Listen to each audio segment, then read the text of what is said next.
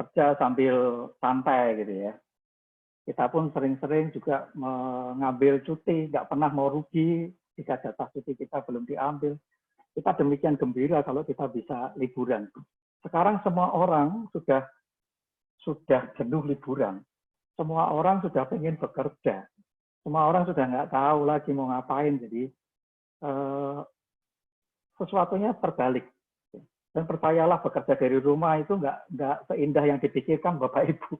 Kalau cuma 1 hari nggak apa-apa, tapi kalau ini sudah hampir 2 bulan, ini luar biasa. Ya, kita yang terbiasa untuk bekerja setiap hari, kita yang terbiasa untuk beraktivitas di luar rumah, melakukan segala sesuatunya, tiba-tiba kita diperhadapkan dengan situasi seperti ini, kacau di rumah itu.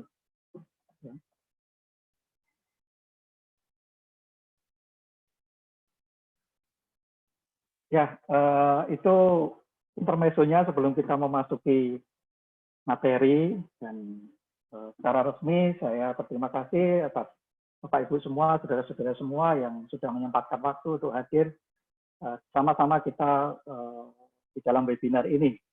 Assalamualaikum warahmatullahi wabarakatuh, salam sejahtera bagi kita semua, selamat pagi Bapak Ibu, saudara-saudara. Jadi sesuai dengan topik kita yang sudah dibagikan beberapa waktu yang lalu melalui WhatsApp, melalui sosial media. Topik kita pada kali ini adalah tentang hotel industry in 2020 onward, impact of COVID-19 and recovery. Batasannya adalah pembahasan tentang hotel industry dan dampaknya dari kasus COVID-19 dan bagaimana langkah atau pola recovery-nya. Jadi ada 3 bagian besar yang akan kita bahas. Limitasi di dalam pembahasan ini tidak boleh menyinggung tentang politik di negara-negara, apalagi politik di Indonesia. Kita tidak akan membahas tentang itu. Yang kedua, kita juga tidak akan membahas tentang kebijakan perusahaan di tempat Bapak, Ibu, Saudara bekerja semuanya. Apapun kebijakan itu, saya percaya itu adalah yang terbaik yang diambil dari masing-masing manajemen. Jadi kita batasi pembahasan hanya di dalam materi hotel industri secara entitas, secara pribadi, bukan person. Agenda kita ada 4 Bapak Ibu. Yang pertama saya bagi adalah tentang disease, yaitu kita bicara tentang COVID-19 dan pengaruhnya terhadap hotel industri. Sekali lagi di sini pada waktu kita membahas tentang disease, saya bukan dokter, saya bukan ahli akademi medis, jadi saya tidak membahas tentang penyakitnya, tetapi membahas COVID-19-nya dalam dampaknya terhadap hotel industri. Yang kedua adalah tentang krisis yang sedang kita alami saat ini, fakta-fakta apa yang ada di dalam lapangan, sebelum kita nanti merumuskan beberapa pola-pola recovery, di salah satunya di situ ada strategi-strategi apa yang bisa diambil dan diterapkan di hotel atau perusahaan Bapak Ibu semua. Dan agenda yang keempat adalah tentang tanya jawab juga kesimpulan. Ya, jangan sampai tidak ada kesimpulan karena kemarin ada salah satu teman yang mengatakan jangan sampai nggak ada kesimpulan. Nanti kita simpulkan. Ya. Oke, yang pertama kita memasuki agenda yang pertama yaitu tentang disease. Apa itu pengaruhnya COVID-19 terhadap hotel industri?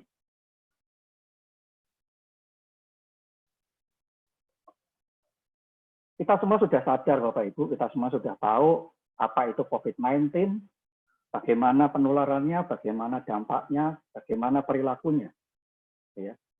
Yang saya mau bahas di sini adalah dari sebuah yang namanya penyakit, kita tidak pernah membayangkan bahwa satu penyakit ini bisa menghancurkan sebuah perusahaan.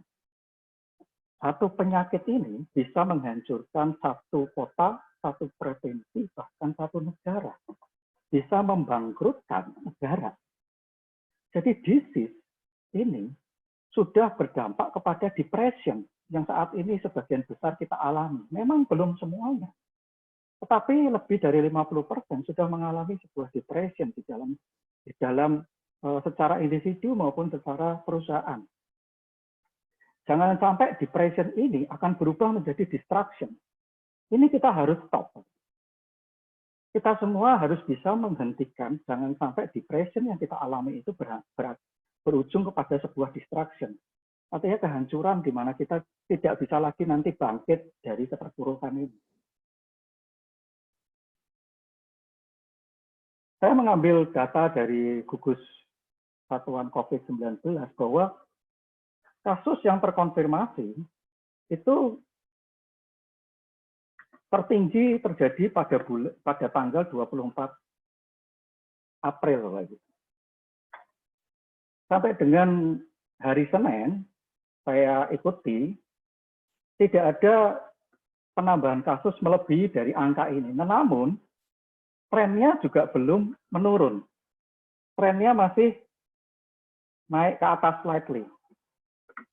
Karena di sini masih ada beberapa di mana penambahan kasusnya juga cukup tinggi. Jadi masih volatile. Kita tidak bisa bicara saat ini bahwa trennya sudah menurun atau Indonesia sudah mengalami puncak penambahan kasus COVID.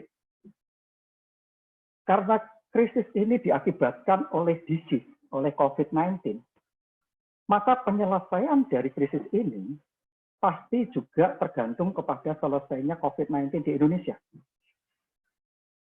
Kita tidak bisa melakukan apapun selama COVID-19 ini belum selesai, Bapak Ibu. Jadi ini akar masalahnya.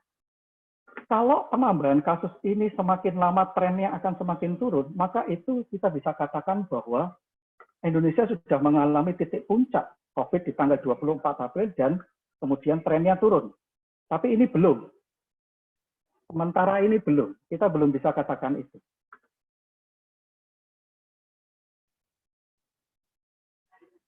Singapore University itu memproyeksikan berdasarkan data statistik.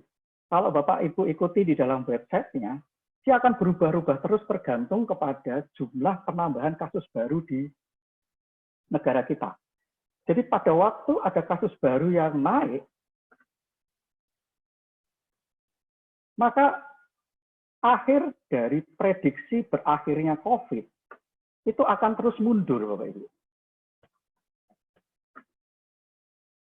Dikatakan bahwa virus ini kalau berdasarkan data di hari Senin, virus ini akan 97% berkurang di tanggal 13 Juni. Dan kemudian akhir 99% berkurang di tanggal 1 Juli. Tetapi theoretically endingnya baru terjadi di akhir September. Tanggal 23 September.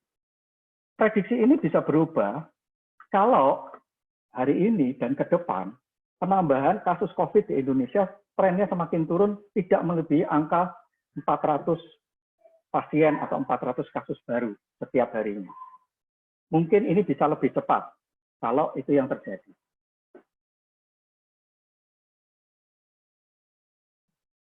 Jadi, what can we expect on the economy? Pertanyaan bahwa when will the pandemic be over? Kapan pandemi ini akan selesai? Apakah stimulus yang diberikan oleh pemerintah itu sudah cukup? Atau bagaimana bentuk ekonomi kita, recovery-nya nanti bentuknya seperti apa? Bapak Ibu, saya tidak bisa menjawab pertanyaan-pertanyaan itu. Tetapi kita bisa belajar dari teori, kita bisa belajar dari konsep, dan kita bisa belajar dari sejarah. Untuk sementara, bisa kita simpulkan bahwa ekonomi itu akan tetap volatile, artinya dia akan naik turun, tidak ada kepastian. Ini adalah masa-masa uncertainty selama vaksin belum ditemukan. Yang kedua adalah recovery-nya itu akan terjadi dalam stages, artinya dia bertingkat, bukan bentuk recovery yang kita bayangkan bahwa nanti di bulan Juli kita akan kembali lagi berbisnis seperti biasa.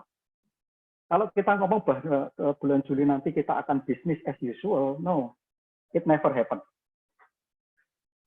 Kita justru harus bersyukur dengan keadaan ini bahwa ini adalah sebuah pengalaman yang luar biasa yang belum pernah kita alami sebelumnya.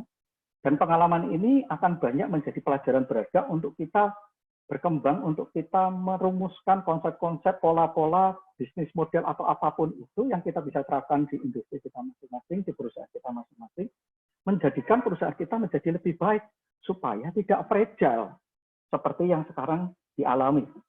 Bagaimana menciptakan sebuah perusahaan yang bisa sustainable di tengah-tengah krisis, di tengah-tengah sebuah wabah. Krisis akan bisa terjadi lagi di kemudian hari. Mungkin tidak karena wabah bencana seperti COVID ini, mungkin bisa akibat oleh bencana alam atau bisa oleh krisis-krisis yang lain. Kita sama-sama nggak tahu Bapak Ibu. Tetapi hari ini kita sama-sama belajar untuk kita mengambil pelajaran yang berharga dari peristiwa ini. Namun ada beberapa resiko kunci yang patut kita pertimbangkan adalah kalau terjadi yang namanya second wave dari COVID outbreak. Apa sih maksudnya? Maksudnya adalah begini Bapak Ibu. Pada waktu COVID ini sudah turun, seperti di dalam prediksi tadi, bahwa di bulan Juni nanti akan turun. Namun tiba-tiba, out of nowhere, nggak ngerti kenapa, kemudian di bulan Juli atau di bulan Agustus terjadi lagi peningkatan kasus. Itu yang disebut dengan second wave. Gelombang kasus yang baru. Dan ini sangat rentan. Ini resiko kita yang paling tinggi. Yang kedua, kita bisa simpulkan dari data tadi, dari prediksi tadi, bahwa masih jauh Indonesia mencapai titik puncak. Jadi prinsip dari COVID ini, seperti yang pernah dialami oleh negara-negara yang sebelumnya sudah sembuh, seperti China, Vietnam, Korea, itu kita harus ketemu yang namanya titik puncaknya dulu. Jadi kasus ini harus semakin bertambah dulu titik puncak, kemudian dia akan turun.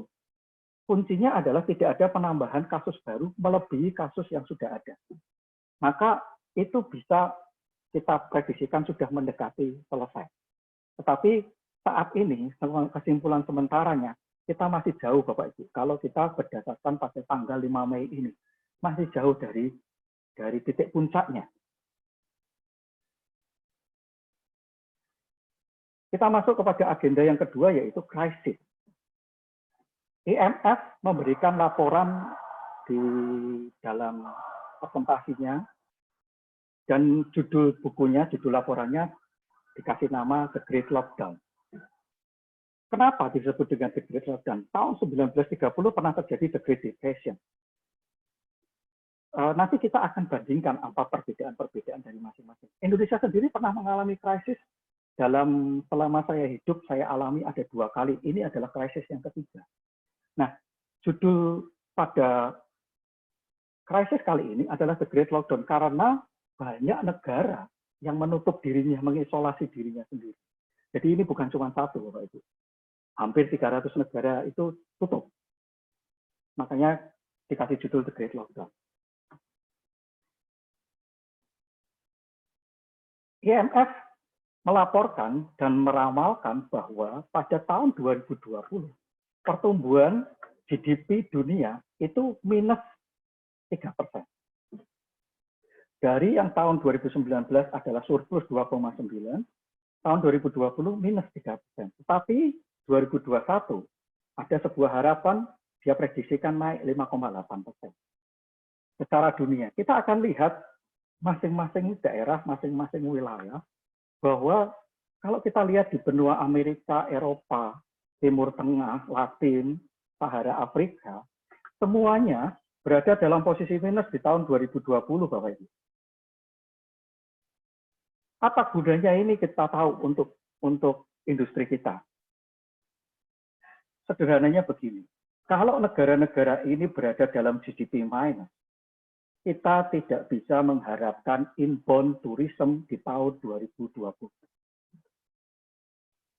Tidak ada mereka punya anggaran, punya dana untuk pergi berwisata, datang ke luar negeri. Mungkin saat ini kita berpikiran bahwa nanti semua orang punya cita-cita. Nanti kalau setelah krisis kita semua mau pergi, kita semua mau liburan.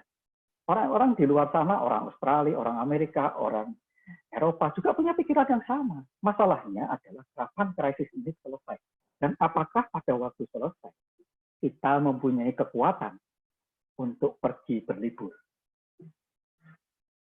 semua negara di dunia berada dalam kondisi minus GDP-nya tahun 2020. Hanya di Asia, IMF memprediksikan bahwa GDP-nya akan surplus di tahun 2020 1,0%. Negara-negara emerging country ataupun development Asia ini siapa sih yang mempunyai GDP positif di tahun 2020? Tidak semua, Bapak Ibu. Tidak semua akan bisa bertahan. Hanya ada 3 negara, menurut IMF studinya dia, bahwa yang akan mengalami GDP positif di tahun 2020. Yaitu yang pertama adalah China, yang kedua India, dan yang ketiga adalah Indonesia, negara kita, Bapak Ibu. Luar biasa. Growth projection di tahun 2020 yang mengalami surplus positif, hanya ada 3. Ini adalah berita yang baik sebetulnya. Artinya bahwa kita mempunyai kekuatan untuk bertahan di tahun 2020. Dunia mengakui itu. Dan kita bisa didukung dari kedua negara ini, China dan India, yang juga mengalami pertumbuhan GDP di tahun 2020 yang diprediksikan surplus atau positif naik dibandingkan tahun sebelumnya. Nah, ini nanti kita bisa pakai di dalam merumuskan strategi yang tentunya Bapak Ibu nanti bisa sama-sama menyusun, sama-sama membahas dengan timnya sendiri untuk bagaimana kita merevisi bisnis plan di tahun 2020 ini untuk semester 2-nya nanti mesti bagaimana.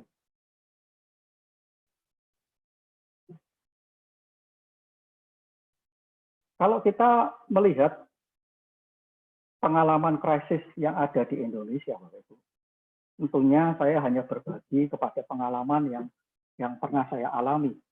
Tahun 1930 pernah terjadi The Great Depression, tapi saya belum lahir. Ya, tapi kalau 3 krisis ini, saya percaya teman-teman di sini, senior-senior saya juga, pada tahun 98 kita sudah mengalami sebuah krisis. Saat itu saya masih kuliah semester akhir di Bandung, ikut-ikutan demo. Tapi kita sudah tahu krisis ya. Kalau kakak kelas saya mungkin sudah bekerja, sudah bisa lebih punya wawasan tentang krisis di tahun 98. Kemudian kita juga pernah mengalami krisis global financial crisis di tahun 2008 dan terakhir sekarang di tahun 2020. Apa perbedaan dari ketiganya, Bapak? Kalau di tahun 98 itu adalah tentang banking crisis atau currency crisis. Pada waktu itu dolar begitu menguat luar biasa terhadap rupiah. Rupiah ditekan terdevaluasi ribuan %. Sehingga itu menghancurkan fondasi ekonomi di Indonesia. Terjadinya pada siklus industri, ada boom, ada burst, dia berada di tengah-tengah siklus untuk naik. Siklus ekonomi, siklus finansial, siklus keuangan secara keseluruhan berada pada tengah-tengah. Pada waktu itu krisis ini Indonesia posisinya adalah current deficit. Artinya neraca perdagangannya defisit. Posisinya jelek sekali, lemah. Devisa cadangannya juga rendah, cuma 17,5 billion dolar. Politikalnya chaos. Kita tahu bahwa pada waktu itu terjadi impeachment, pergantian presiden. Skalanya hanya Asia, Bapak Ibu. Yang mengalami krisis ini hanya Asia. Indonesia salah satunya yang terparah. Kemudian di tahun 2008 ada terjadi global financial crisis. Tipe krisisnya adalah krisis keuangan. Posisinya ada di end of boom, artinya berada di akhir-akhir masa-masa boom, masa-masa kenaikan finansial. Defisitnya positif 0,02%, jadi kita tidak mengalami defisit. Tahun 2008 makanya kita tidak terlalu banyak tergoncang tentang krisis ini. Devisa kita juga cukup bagus, kenaikannya cukup signifikan, 51,6 billion US dollar. Politikalnya stable, tidak ada gangguan. Dan skalanya sebetulnya senternya hanya ada di Amerika dan Eropa. Asia hanya sedikit saja. Indonesia terkena dampaknya tipis. Kalau di pasar saham ada berdampak tapi tidak terlalu luas. Tapi di sektor real, di dunia kerja lapangan, tidak terlalu berdampak. Nah, kita memasuki krisis yang kita alami di tahun 2020, yaitu Corona Crisis. Krisis ini disebabkan bukan dari financial. Krisis ini disebabkan dari yang namanya sebuah disease atau sebuah penyakit virus COVID-19 yang akhirnya berdampak kepada supply and demand. Kemudian jadinya adalah financial shock. Karena supply-nya nggak ada, demand-nya juga kecil.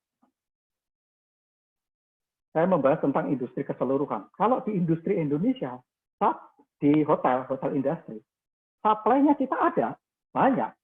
Tetapi demand-nya nggak ada. Kekuatan orang untuk membeli produk kita nggak ada. Terjadinya di end of boom. Sebetulnya krisis ini sudah diramalkan akan terjadi karena memang ada siklus ekonomi. Siklus keuangan itu kita sudah berada di masa-masa puncak, masa-masa boom, masa-masa bubble. Suatu ketika yang namanya siklus itu, kalau kita sudah berada di puncak, itu pasti akan menurun dengan sendirinya. Tetapi ada penurunan yang wajar dan ada penurunan yang tidak wajar. Saat ini adalah penurunan yang tidak wajar, sehingga kita mengalami financial shock. Devisa kita mengalami defisit 2,7%, tetapi cadangan kita cukup bagus, 130,4 billion US dollar. Itulah kenapa IMF memprediksikan bahwa tahun 2020 Indonesia masih mengalami growth projection yang cukup baik, yaitu surplus walaupun tipis 0,5. Political risk-nya kita belum lihat secara 100%, tetapi political risk-nya sudah terjadi pada yang namanya business close, penutupan perusahaan, dan disruption. Sebetulnya kita semua sudah diminta untuk latihan dengan yang namanya disruption.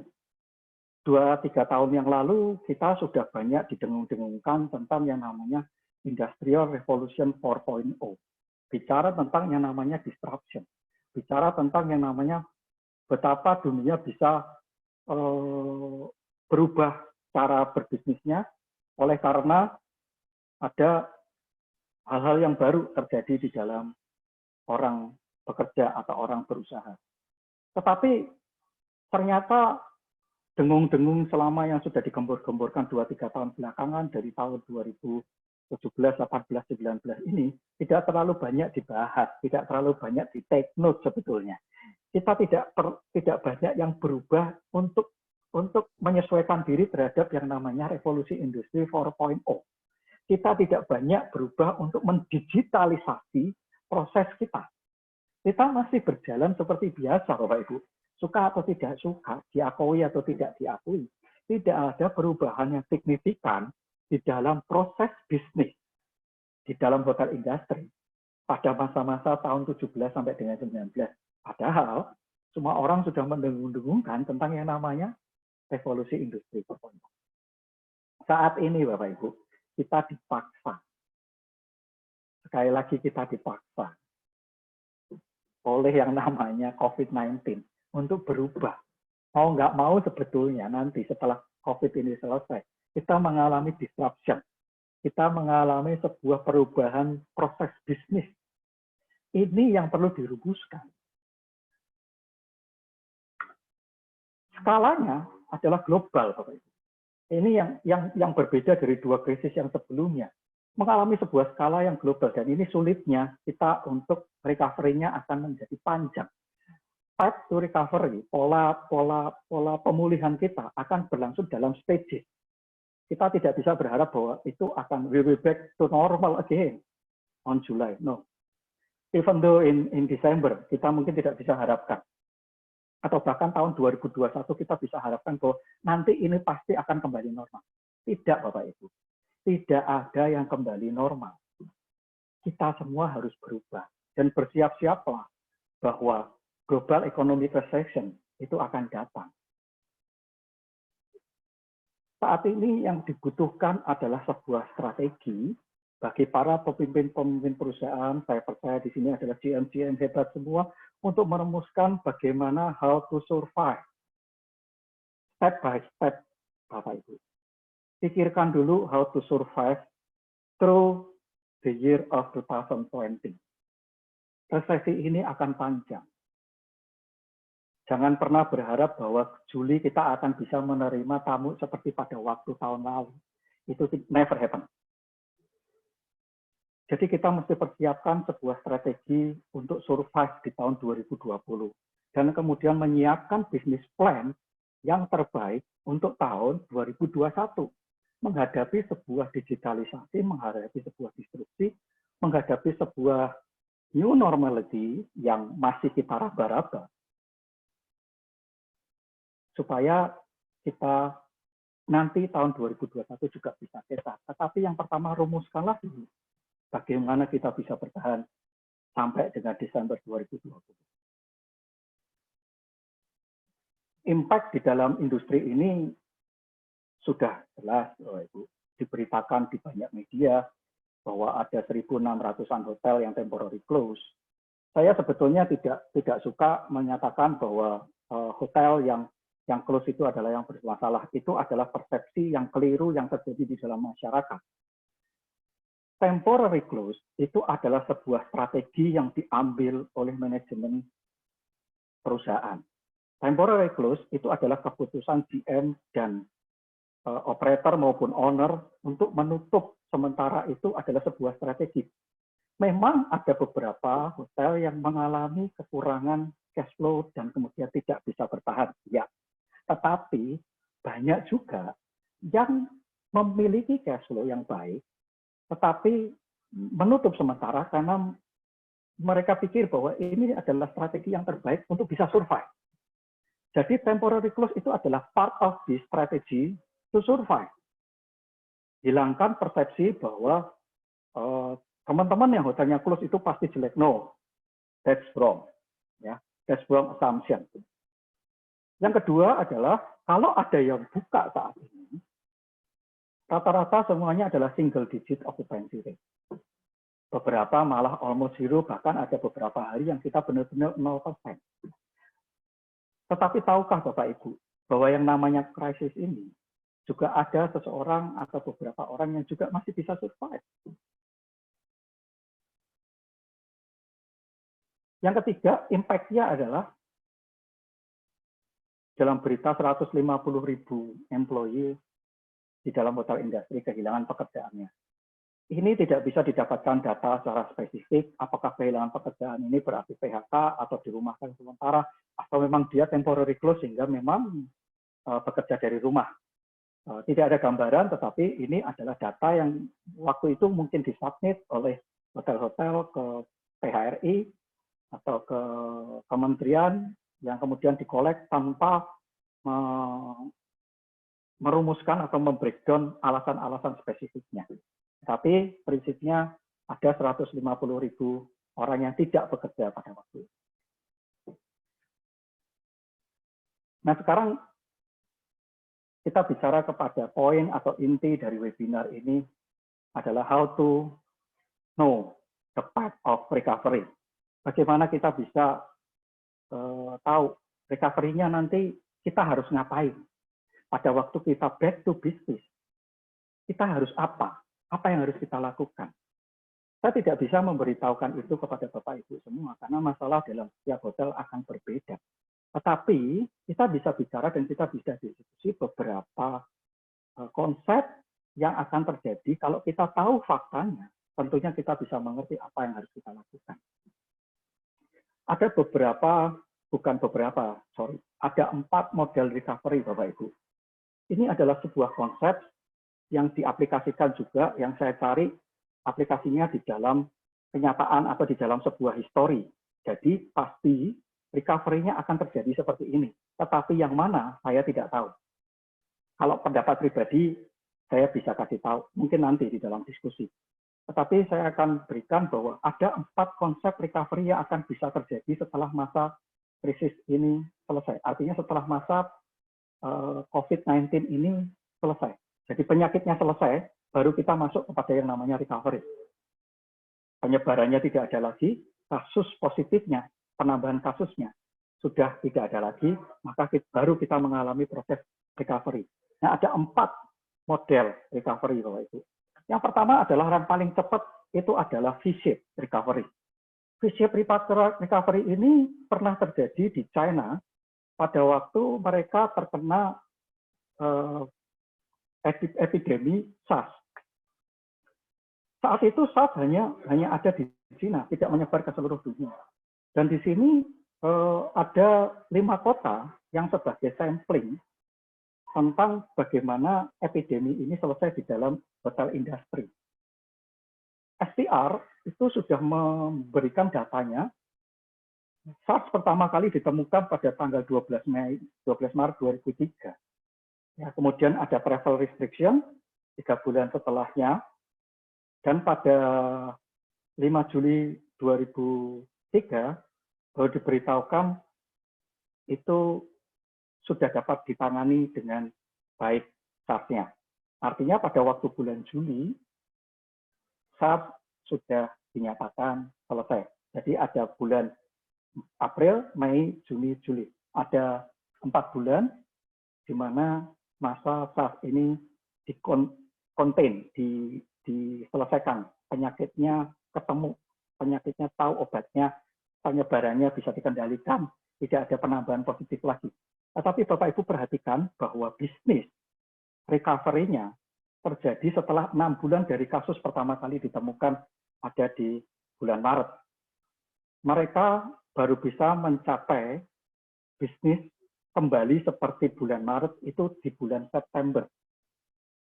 Ini adalah V-shape Bapak Ibu. Ini adalah skenario tercepat di dalam recovery. Jadi kalau kita mengikuti dari yang namanya bulan Juli, sejak virus itu di-contain, hanya ada 2 bulan. Atau sejak ada restriction, itu ketemu yang namanya 3 bulan. Dari sejak virus itu muncul di negara China, itu ada 6 bulan. V-shape ini adalah model yang paling tepat. V-shape ini adalah model recovery yang paling mudah, paling cepat, dan paling enak. Yang kedua adalah recovery yang modelnya agak sedikit lebih lama. Seperti V-shape, hanya ditarik dia datarnya lebih lama, yaitu U-shape. Apakah pernah terjadi? Pernah. U-shape ini di dalam data Asia Pasifik, revenue per available room dan GOP per available room mulai dari tahun 2007, kemudian ada krisis di tahun 2008. Recovery-nya itu lama. 10 tahun GOP per available room-nya belum pulih seperti tahun sebelum krisis. Tetapi revenue per available room-nya memang naik. Kesimpulan apa yang bisa diambil di sini? Terjadi inflasi di dalam kenaikan biaya-biaya yang tidak sebanding dengan kenaikan harga. Jadi ini adalah bentuk recovery seperti V-shape tapi lebih lama, dalam hitungan tahun. Kalau RevPAR-nya sendiri, dia kembali di tahun 2012, artinya 4 tahun, Bapak Ibu. Untuk kita dapatkan revenue per available room yang sama mungkin seperti tahun 2019, kalau ini yang akan terjadi. Tetapi kalau kita bicara tentang GOP per available room, mungkin lebih dari 4 tahun. Apa yang lebih parah dari bentuk recovery U-shape ini? Ini yang sebetulnya sama-sama kita berdoa tidak atau jangan terjadi di negara kita, yaitu L-shape. L-shape ini terjadi di Middle East. Hotel-hotel industri yang ada di sana never fully recover. Mereka tidak pernah kembali kepada posisi sebelum krisis tahun 2008. Karena recovery-nya diperburuk oleh penambahan jumlah supply yang cukup signifikan dibandingkan dengan penambahan demand-nya. Sehingga bentuknya adalah L. Revenue per available room maupun GOP per available room makin ke sini makin turun sampai di tahun 2018 never fully recover sebelum krisis 2008. Kita sama-sama berdoa perusahaan Bapak Ibu dan kita semua juga di Indonesia tidak mengalami bentuk recovery yang seperti ini. Ada satu lagi bentuk recovery secara konsep, namun belum pernah terjadi di dunia, yaitu W-shape. W-shape ini sebetulnya adalah recovery dalam bentuk V-shape, Tetapi kemudian dia ada, pada waktu dia turun, ini seperti kita di bulan Maret dan April, kemudian kita mengalami sebuah kenaikan. Nah, bentuknya bisa bounce back-nya itu rebound-nya bisa pendek, bisa juga tinggi, Bapak Ibu. Bisa juga tinggi.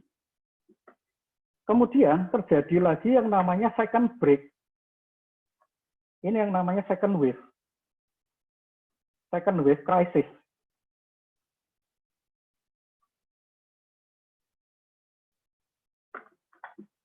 Kalau virus itu sudah terkonten, sudah ditemukan penyebabnya dan sudah bisa diselesaikan pertumbuhannya, sudah tidak mengalami pertumbuhan, tapi vaksin belum ditemukan.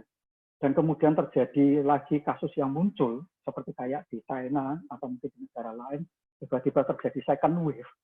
Maka bentuknya ini bounce back-nya akan naik lagi, krisisnya, dan kemudian akan turun lagi. Baru kemudian naik lagi recovery-nya. Kalau ini yang terjadi, tentunya ini seperti V-shape, tetapi lebih lama waktunya. Bisa 2 tahun, prediksi saya.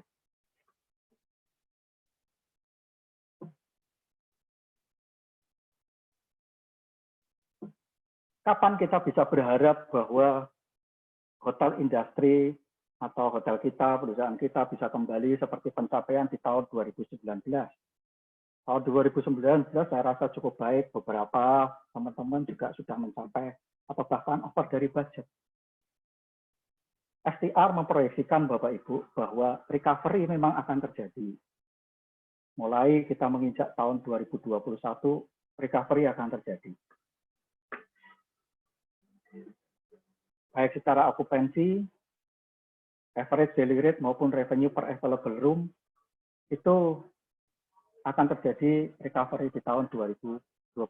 Tapi kalau di tahun 2020 belum, Bapak Ibu. Okupansinya masih rendah. Okupansinya masih di kisaran ini, ya, di kisaran 30 sampai 40%. Jadi year to date okupansi tahun 2020 menurut STR diperkirakan ada di rata-rata 30-40%. RevPAR-nya, okupansinya mungkin di bulan Desember kita bisa mengalami kenaikan setelah kita mengalami penurunan. Nah, recovery-nya kita baru bisa terjadi sama kalau kita membandingkan dengan tahun 2019, itu baru bisa terjadi revenue per available room-nya itu kembali pada di tahun 2022. Jadi tahun 2021 betul ada recovery dan kita harus belajar di sana. Kita harus menyelesaikan apa yang terjadi di tahun 2020 dan kita harus membuat apapun strategi yang diperlukan supaya Bapak Ibu semua bisa menghadapi tahun 2021 dengan baik dan tahun 2022 juga mengalami percepatan yang cukup signifikan.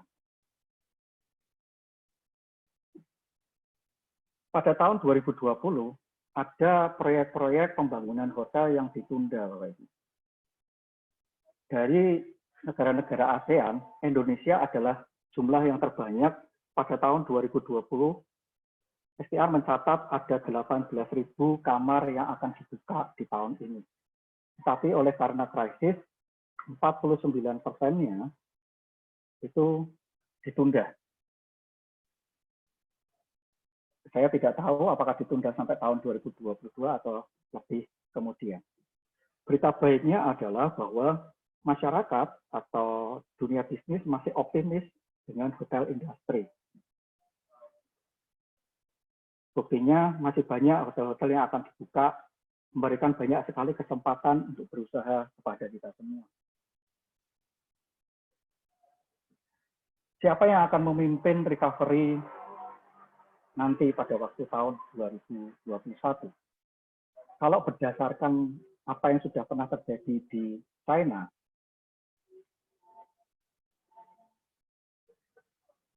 pada periode Februari tanggal 1 sampai dengan April tanggal 11, recovery terjadi didominasi dimulai dari mid-scale and economy hotel.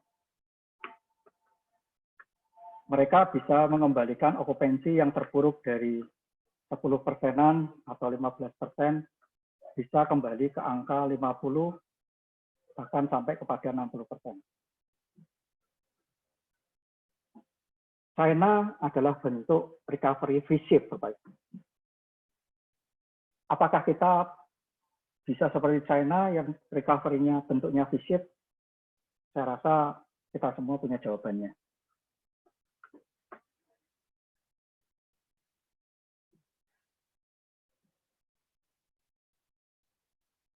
Kalau kita melihat gambar ini, saya menganalogikan krisis itu seperti sebuah dot atau sebuah tinta yang jatuh pada gambaran kertas yang putih yang saya sudah siapkan bisnis plan-nya.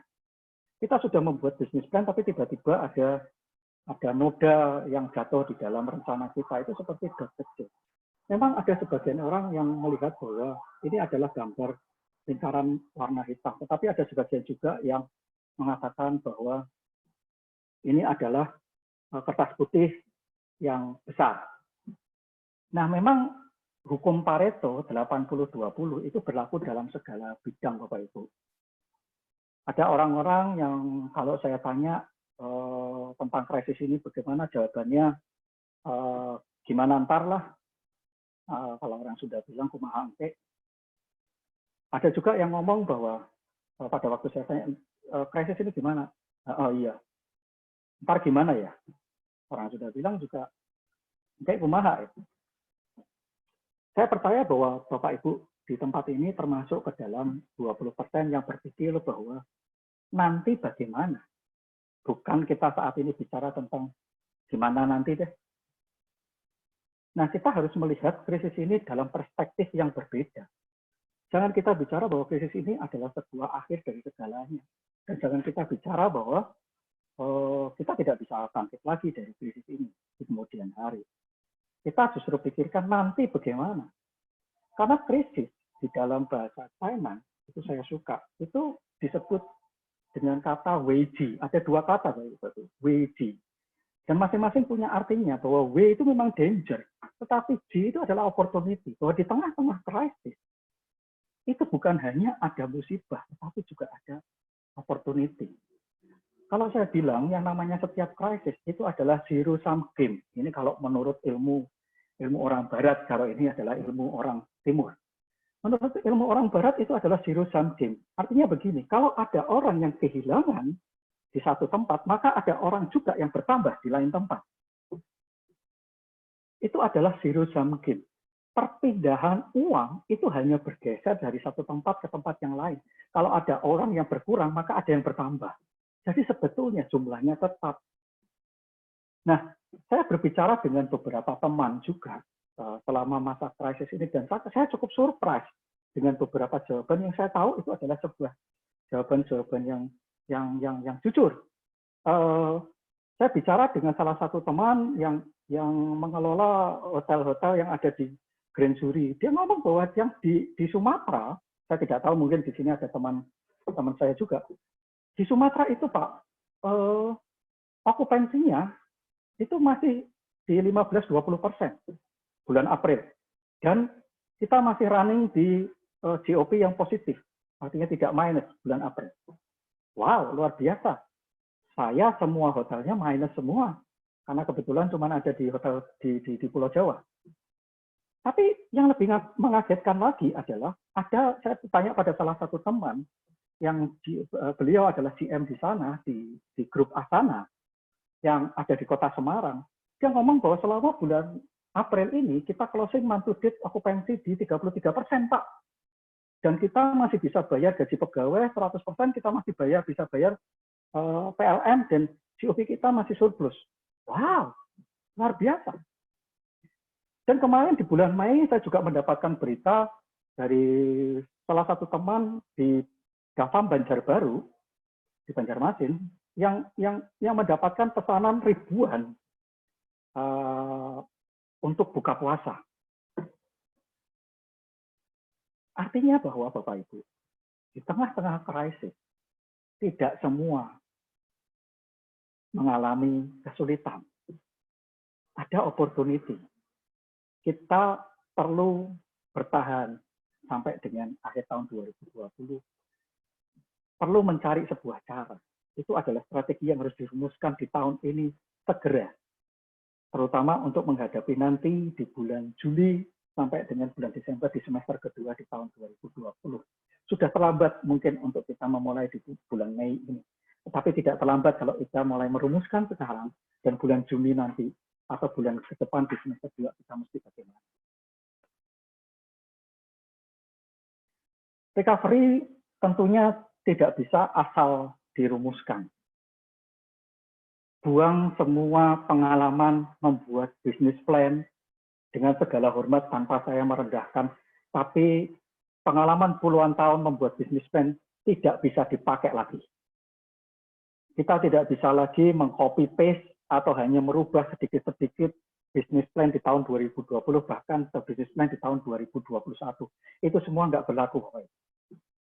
Kita harus mulai starting from the scratch. Kita harus mulai dari bottom. Dan untuk itu kita mulai dari dalam dulu, internal looking. Ada 3 bagian yang kita mesti lihat untuk kita mengetahui kekuatan internal kita, kekuatan hotel kita.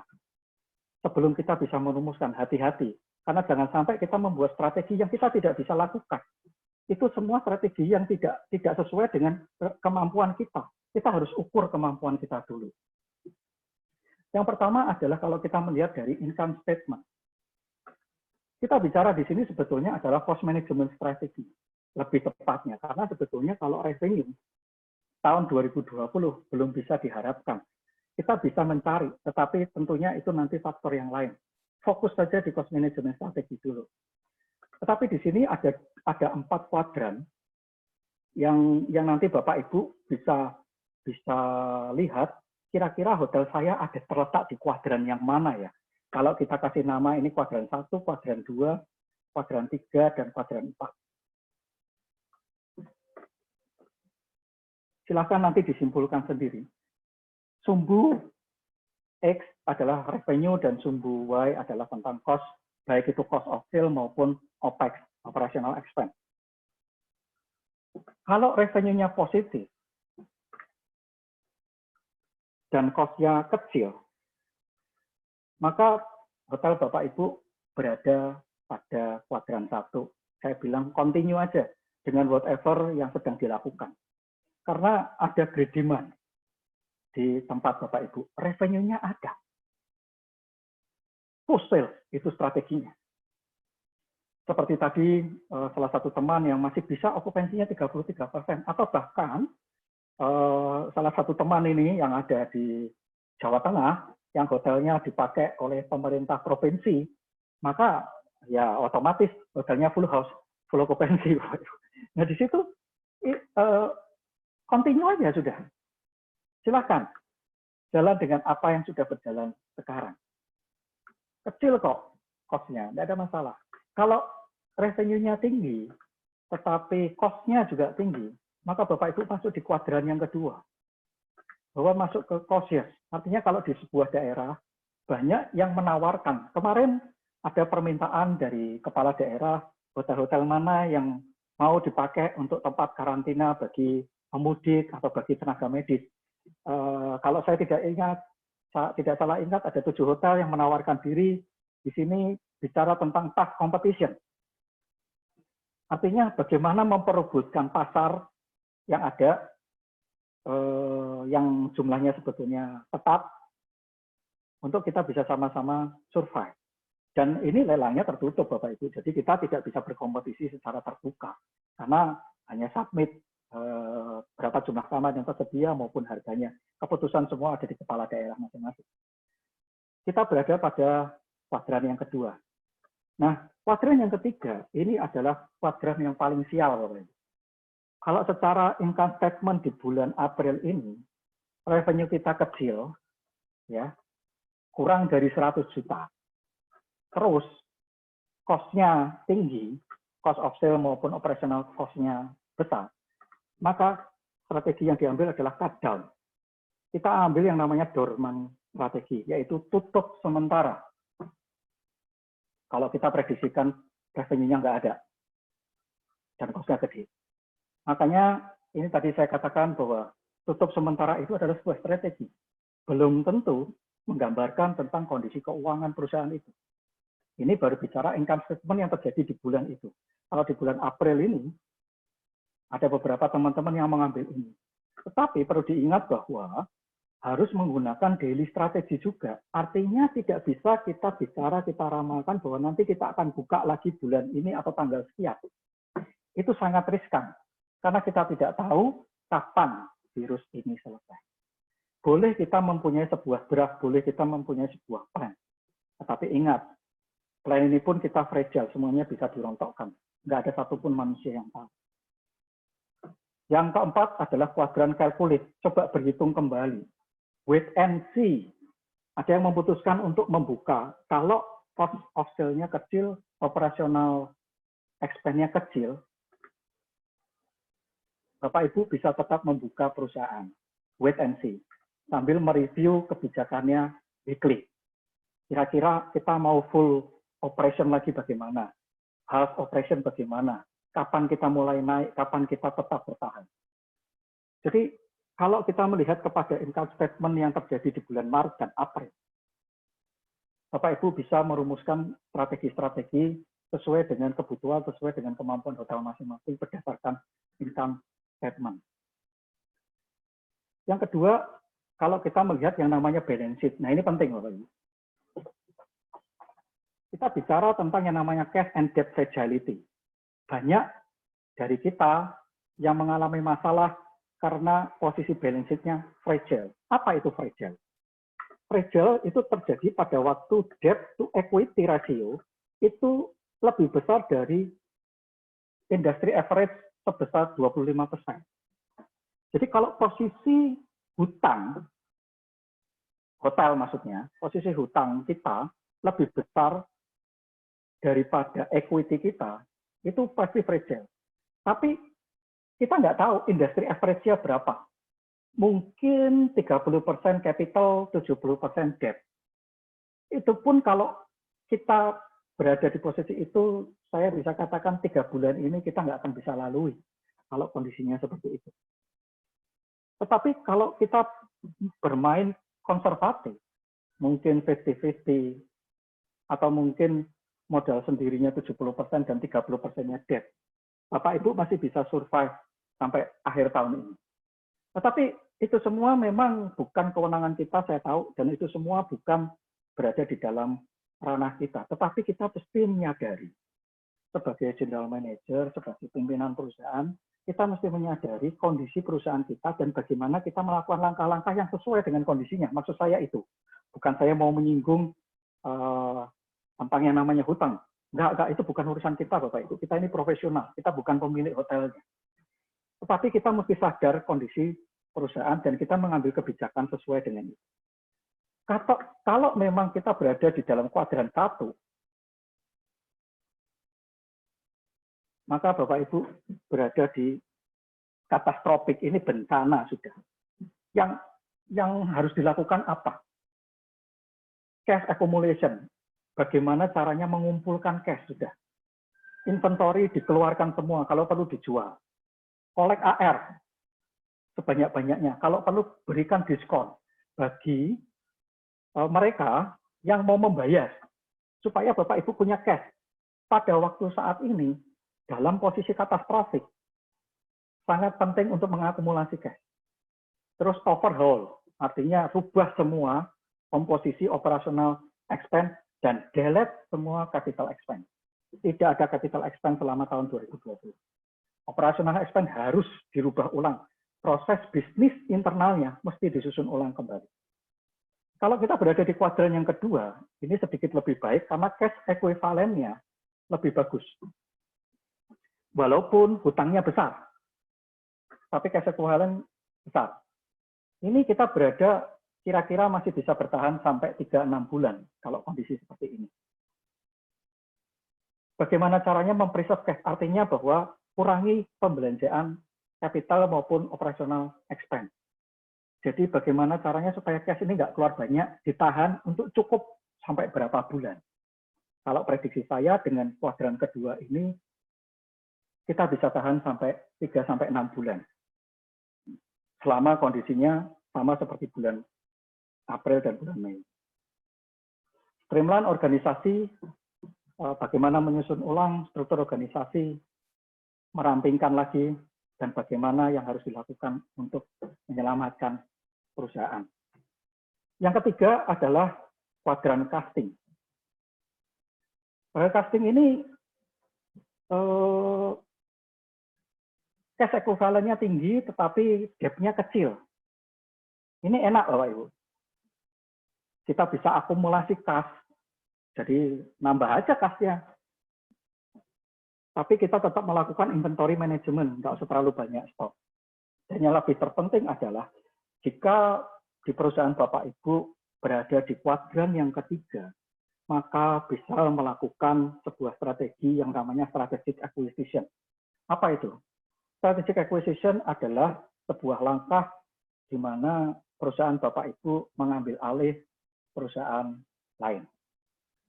Saat ini banyak sekali penawaran-penawaran, saat ini banyak sekali kesempatan-kesempatan yang bisa diambil. Atau bahkan kalau tidak mau membeli hotel lain, kita bisa melakukan pembelian stok yang lebih baik dengan harga yang ditekan habis. Tetapi tentunya di sini manajemen perlu dilakukan di dalam inventory, pastikan bahwa stok itu cukup lama masa berlakunya, sehingga tidak kadaluarsa. Karena hari-hari ini semua perusahaan juga membutuhkan cash. Jadi mereka jual murah, Bapak Ibu. Nah ini kalau cash-nya besar, Bapak Ibu bisa lakukan strategic acquisition, secara internal maupun eksternal. Nah apa yang terjadi kalau gap-nya low dan cash-nya ekuivalennya juga low? Itu kurang dari 6 bulan. Kita lakukan yang namanya calibrating. Itu akumulasi kas, selected inventory, kurangi capex dan operational expansion, streamline business model. Rubahlah bisnis model yang sekarang ada. Itu semua sudah tidak berlaku lagi, tidak akan bisa survive untuk kita bisa berjalan melalui 2020. Jangka waktu ini adalah sebuah perkiraan saja, Bapak Ibu. Memang kita tidak pernah menyangka ini akan terjadi, tapi kalau yang namanya secara personal biasanya kita yang bekerja di perhotelan tentunya tahu ini adalah industri yang cukup fragile secara pribadi ya. Pastinya teman-teman juga sudah terbiasa mempunyai cadangan pengeluaran selama 3 bulan pada waktu kita mengakhiri kontrak dan mencari pekerjaan di tempat yang lain. Tentunya di situ ada masa parkir. Kita sudah terbiasa untuk menyimpan kebutuhan berapa sih pengeluaran saya, pengeluaran keluarga di dalam 1 bulan. Nah itu kita reserve selama 3 bulan. Tetapi bisnis hotel ini rata-rata tidak ada yang mencadangkan pengeluaran fix, yaitu gaji pegawai dan biaya listrik, itu 2 komponen yang terbesar dalam industri hotel, selama 3 bulan. Jadi pada waktu financial shock seperti ini kita kacau memang. Ya, jadi kalau pelajaran ini sangat berharga untuk kita mengakumulasi kas di kemudian hari supaya kita bisa berjalan lebih baik. Nah, sekarang kita bicara tentang yang namanya cash flow statement. Saya tahu bahwa kita semua, Bapak Ibu, biasanya hanya fokus kepada yang namanya operating cash flow. Kita tidak pernah fokus kepada yang namanya financing cash flow maupun investing cash flow. Ya, memang investing cash flow bukan bagian kita, itu adalah urusan pemegang saham di mana mereka berjual beli saham, bagaimana cara mendatangkan uang dengan berjual beli saham, ataupun bicara tentang investasi, aset, dan sebagainya. Tetapi financing cash flow ada beberapa yang terlibat dan ada yang tidak. Yaitu bagaimana kita bisa mendapatkan finance dari lembaga keuangan. Kebanyakan dari kita pasti familiar dengan operating cash flow. Kalau operating cash flow-nya kita tinggi, kita berada di kuadran 1, Bapak Ibu. Dan financing cash flow kita rendah, kita berada di kuadran 1. Kita bisa preserve cash, kita bisa review semua cash yang keluar, bahkan kita bisa redefine investing cash flow. Bapak Ibu sebetulnya terhindar dari krisis ini. Operating cash flow tentunya berasal dari income statement di mana mendapatkan laba bersih, net profit, surplus. Itu pasti terhindar dari bisnis ini. Tetapi kalau kita berada pada operating cash flow yang tinggi, tetapi financing cash flow kita juga tinggi, kita bisa terbang. Fokus saja pada investing cash flow. Cari apa yang bisa diakumulasi di sana. Mana aset yang bisa ditambah. Nah, kebanyakan dari kita berada di kuadran 3 dan kuadran 4. Ada yang terpapar, ada yang terkapar. Saya nggak ketemu bahasa Inggrisnya untuk ini. Kalau yang terpapar itu kena, tapi nggak sakit. Terpapar COVID, gitu ya, tapi bukan positif. Terpapar ini financing cash flow-nya masih bagus, artinya dari pihak bank masih mendukung. Bapak Ibu masih mendapatkan bunga yang rendah, bahkan mendapatkan relaksasi untuk tidak membayar angsuran selama 3 bulan, ya, atau mungkin pihak bank memberikan pinjaman lagi. Bapak Ibu, kita semua yang dalam kondisi ini masih bisa bertahan, Bapak Ibu. Kita cuma terpapar, tapi tidak terkapar. Yang perlu dilakukan adalah careful capex opex strategi dan keep good relationship with financial institution. Itu aja. Hotel Bapak Ibu akan tetap bisa survive. Tetapi yang paling bahaya adalah kalau kondisinya terkapar. Yaitu bahwa di mana operating cash flow-nya itu kecil, dan financing cash flow-nya juga kecil. Bapak Ibu tidak mendapatkan dukungan dari financial institution, juga operating cash flow-nya juga rendah. Nah ini mau nggak mau harus secara signifikan mengurangi semua cash out. Kalau perlu tidak ada pengeluaran sama sekali, kecuali gaji pegawai. Makanya kemarin teman-teman berusaha setengah mati, setengah hidup, mendorong supaya tagihan listrik itu bisa ditunda atau bisa dapat diskon, tapi tidak bergeming. Luar biasa. Nah, kalau kita terkapar, significantly kita harus tidak ada cash out sama sekali, kecuali gaji pegawai dan biaya yang memang kita tidak bisa hindari lagi. Dan yang kedua adalah investing cash flow, artinya keluar. Entah itu dengan menjual sebagian saham, menarik investor untuk masuk supaya ada suntikan dana, menjembatani supaya perusahaan bisa tetap running sampai dengan akhir 2020, bahkan bisa bangkit lagi tahun 2021, mengembalikan apa yang terhilang. Ini adalah strategi-strategi yang bisa diambil, tentunya berbeda-beda, bervariasi, tergantung kepada posisi cash flow dari perusahaan Bapak Ibu masing-masing. Pada intinya, final destination dari winning melalui turbulensi dari COVID ini adalah kita secara income statement bisa profit dari operation, cash kita juga bertambah, hutang kapital kita tetap naik. Kalau hutang mungkin kita bertambah, enggak apa-apa, yang penting kapitalnya naik. Nah, kemudian cash flow, net cash flow-nya juga positif. Ini adalah kondisi-kondisi yang diharapkan dan kita sama-sama berdoa bahwa tahun 2021 kita sudah mulai merecovery ke arah sini. Kalau belum mencapai kondisi yang ideal, nggak apa-apa. Yang penting kita sudah berada dalam pola atau arah yang benar untuk menuju recovery. Dan tahun 2022, kita kembali back to tahun 2019, kita mencapai keuntungan, kita mencapai penjualan yang baik.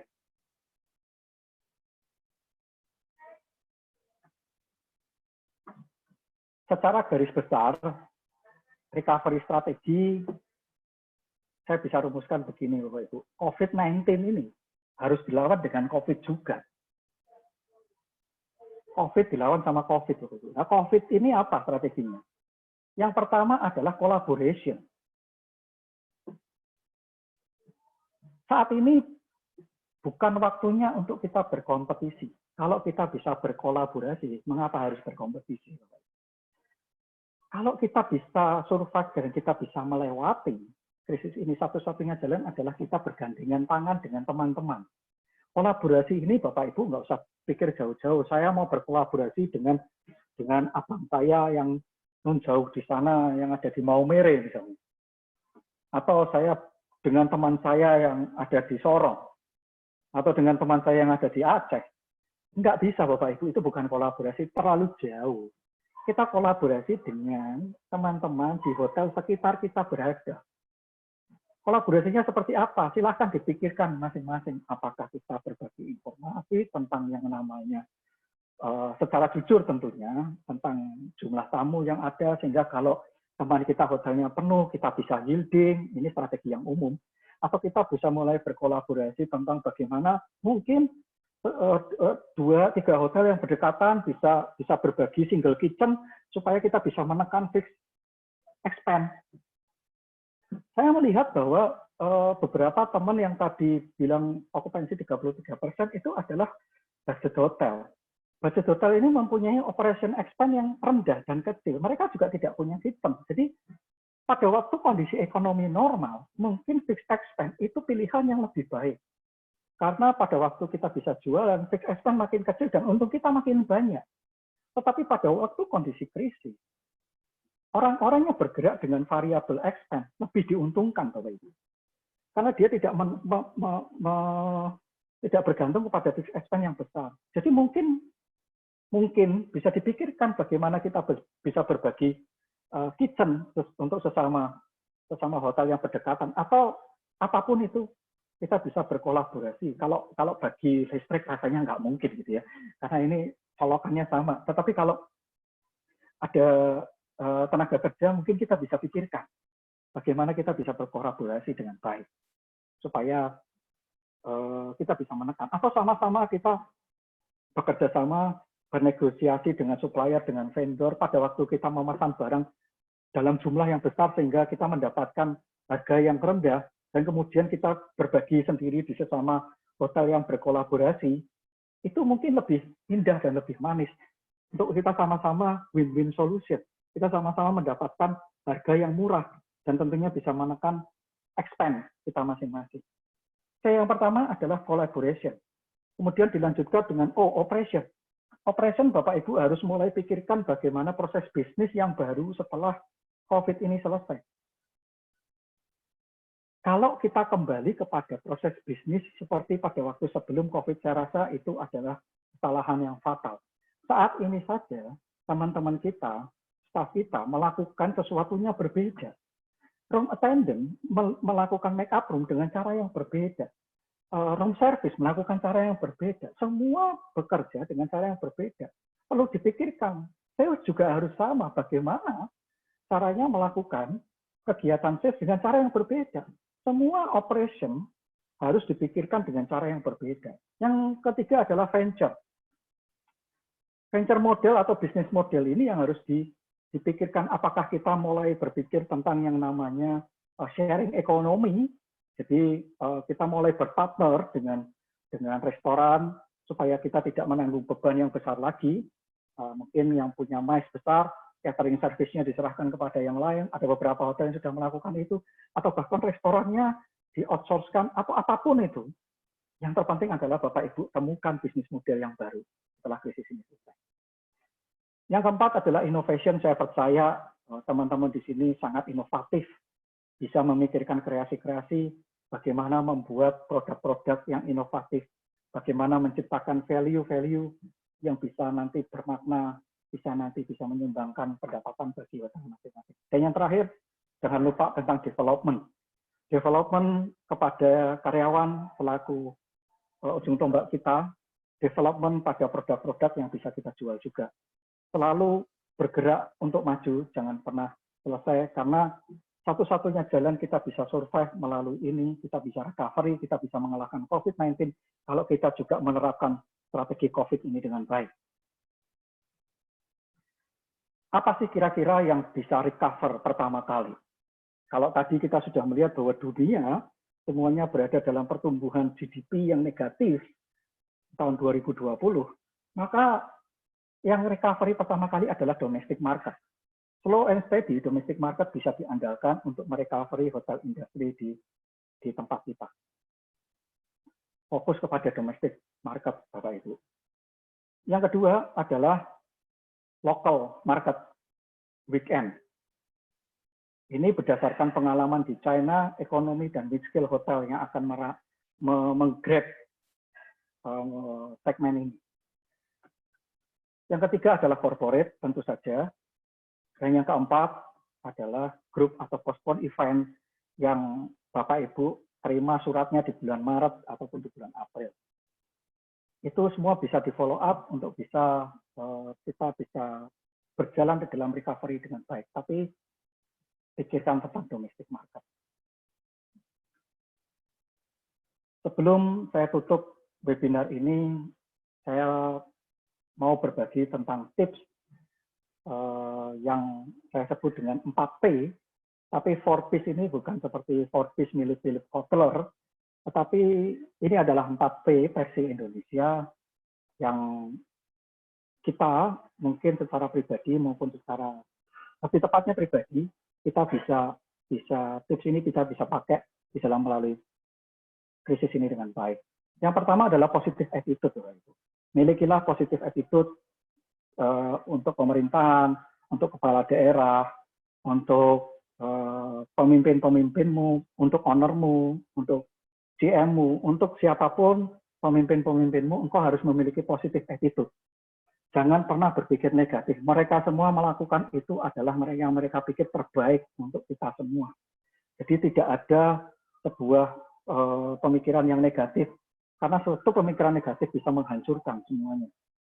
Yang kedua adalah protect, artinya protect yourself, protect your family, protect others. Jaga diri, jangan sampai Anda tertular virus dan Anda menulari orang lain virus itu. Anda bisa bayangkan kalau ada satu karyawan hotel tertular virus, maka hotel itu bisa ditutup karena semuanya langsung dikenakan ODP. Jadi protect yourself, protect others. Dengan begitu saudara juga memprotek hotel di mana saudara bekerja atau perusahaan di mana saudara bekerja. Jangan tidak peduli. Ikuti anjuran pemerintah. Yang ketiga adalah provision. Provision adalah sediakan kebutuhan secukupnya. Baik untuk kebutuhanmu pribadi, individu, keluarga, maupun kebutuhan di hotel. Pikirkan untuk bisa memenuhi semua kebutuhan-kebutuhan ini dengan baik. Yang keempat adalah participation. Nah, ini tidak akan terjadi kalau ada di antara anggota yang memiliki negatif attitude. Satu-satunya jalan kita bisa melewati krisis ini adalah dengan strategi total football, Bapak Ibu. Kalau kita bertahan semuanya. Kalau kita menyerang semuanya. Jadi pola kepemimpinan yang tepat pada saat ini adalah participation.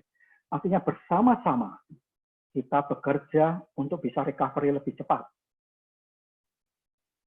4P ini yang bisa menjadi pesan untuk kita semua, tips ini bisa menjadi tips untuk kita semua, dan 4 sehat ini akan menjadi 5 menjadi sempurna kalau ditambah dengan yang namanya P yang terakhir, yaitu pray. Silakan berdoa sesuai dengan keyakinan dan agama Bapak Ibu, supaya kita sama-sama bisa melalui krisis ini dengan baik. Terima kasih. Assalamualaikum warahmatullahi wabarakatuh. Salam sejahtera bagi kita semua.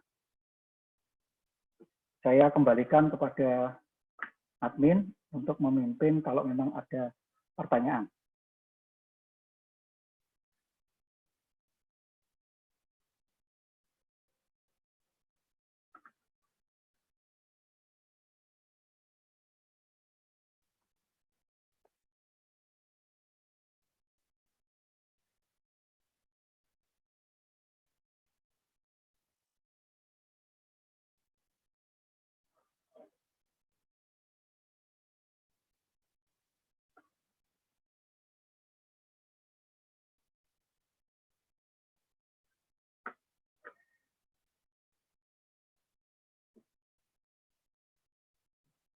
Bapak Ibu yang ada pertanyaan mungkin bisa raise hand, kemudian nanti dari admin akan membuka mic Bapak Ibu supaya bisa menyampaikan pertanyaannya dengan baik, atau bisa menuliskan di dalam chat.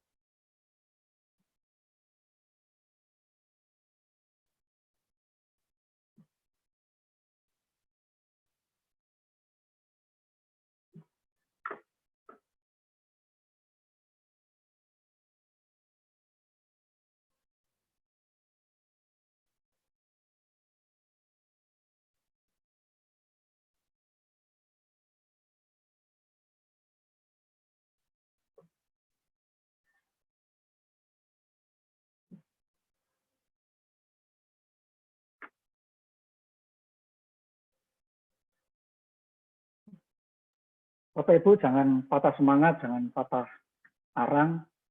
Kita memang sudah kalah dari pertempuran di bulan Maret mungkin, di bulan April,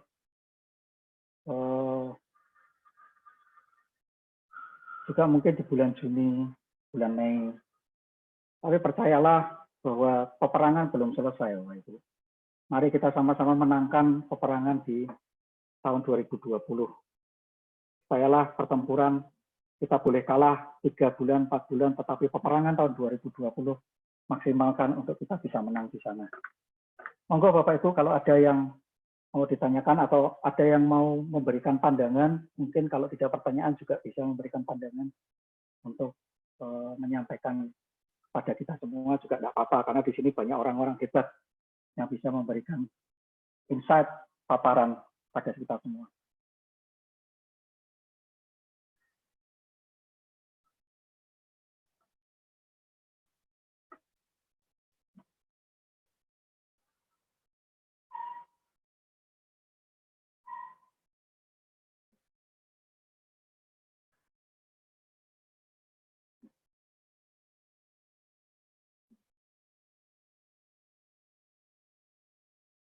Halo, Pak Adi. Ya, Mas. Ya. Ya. Ini ada pertanyaan Pak dari Pak Chandra Atria Magelang. Oke. Menurut tebakan aja dari Pak Adi. Ya. Tebakan saja enggak apa-apa. Kira-kira COVID-nya berakhir kapan? Itu sahabat saya. Sahabat saya.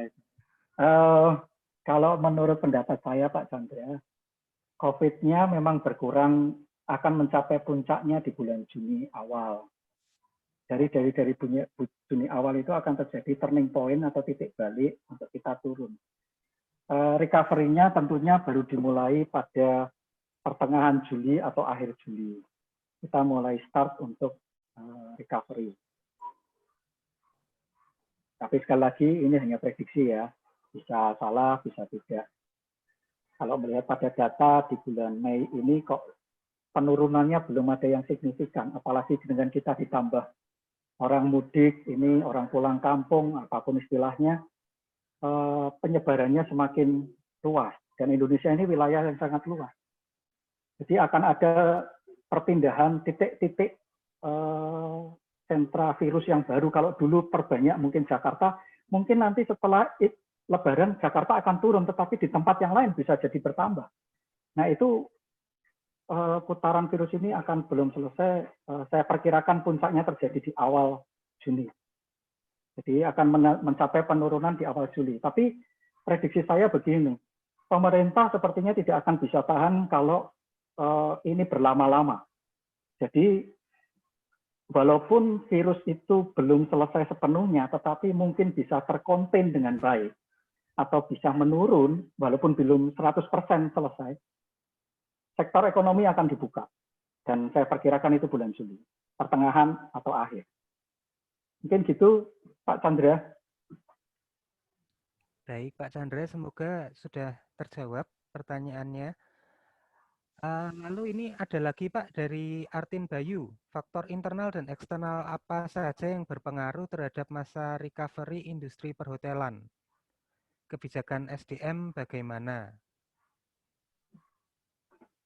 Faktor yang berpengaruh tadi kalau secara internal sudah saya sampaikan, yang perlu dilihat, perlu dicermati, karena tiap-tiap tempat, tiap-tiap perusahaan mempunyai kekuatan dan kelemahan yang berbeda-beda. Tentunya itu harus dicermati dari sisi keuangan yang paling penting.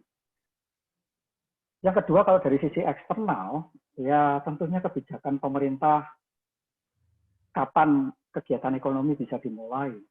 Semakin lama ini ditunda, pariwisata juga tidak akan bisa apa-apa. Karena pariwisata itu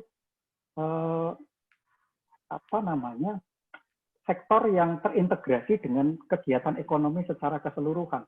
Jadi pada waktu kegiatan ekonomi sama sekali tidak ada, maka pariwisata sebetulnya tidak bisa melakukan apa-apa. Karena pariwisata tidak ada sesuatu yang bisa ditawarkan tanpa menopang dari kegiatan ekonomi. Pada waktu ada perjalanan bisnis, maka pariwisata berjalan. Pada waktu ada orang yang ingin liburan, itulah orang kita bisa hidup. Jadi kita akan bangkit bersama-sama atau kita memang terkapar bersama-sama. Baik, Pak. Ini ada pertanyaan lagi dari Berlin. Uang negara sudah menipis karena dana diarahkan ke PSBB, sedangkan omset hotel mayoritas dari uang LS atau government event. Saran dari Pak Adi, kita goyang kemana lagi nih arahnya? Halo Abang Berlin, dari Sahid di Maumere ini abang saya ini. Memang itu Bang Berlin salah satu konsiderannya. Itulah kenapa tahun 2020 recovery kita in stages. Jadi kalau prediksi saya, kita akan berbentuk U-shape, bukan V-shape. Kita akan drag itu panjang. Tahun 2020 prediksi saya yaitu di okupansi cuma di kisaran 30-40%. Karena memang kekuatan pemerintah sudah habis. Jadi kita hanya mengandalkan domestic market, leisure market terutama, corporate, dan event. Ya itulah pentingnya kita kolaborasi, bagaimana kita mungkin di satu kota, di satu tempat bisa menciptakan event. Artinya demand ini bisa di-create sebenarnya. Saya percaya di sini banyak teman-teman GM hebat yang sudah berhasil meng-create event-event yang bisa mendatangkan tamu-tamu ke kota, dan kita semua hotel-hotel ini penuh dan merasakan dampaknya. Jadi saran saya tahun 2020 lupakan government market dan Berlin. Nanti tahun 2021 bisa.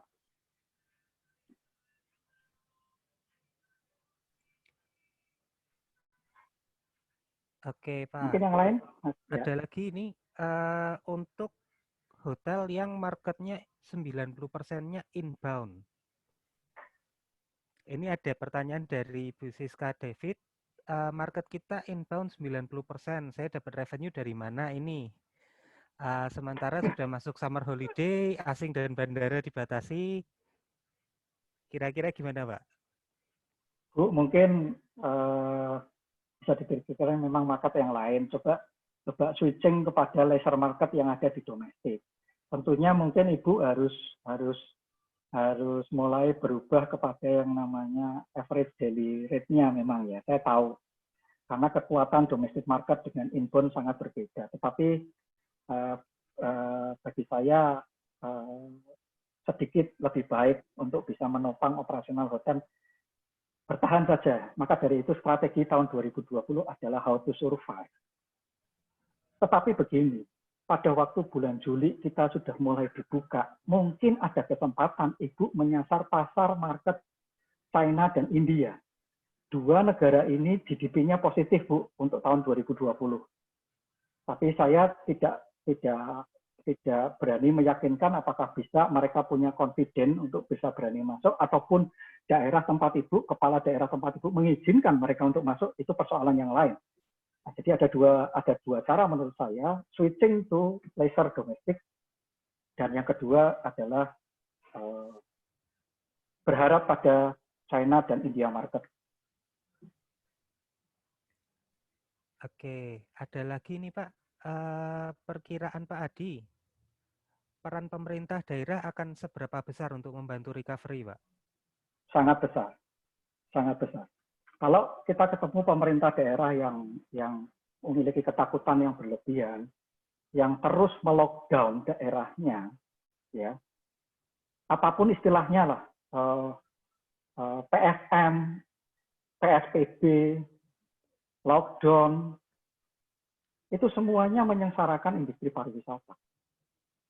Jadi kalau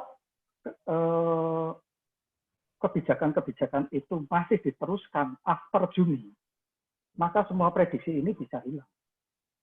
Itulah peran pemerintah supaya cepat-cepat mengkonten. Virus ini tidak akan selesai dalam waktu singkat, Bapak Ibu. Jadi menurut saya ini harus dikonten saja, tetapi jangan sampai terus-terusan kita mematikan kegiatan ekonomi dalam waktu yang panjang. Karena itu menyengsarakan semuanya, dan dari yang kita mulai tadinya terpapar bisa jadi terkapar ini kalau panjang, lebih dari 6 bulan.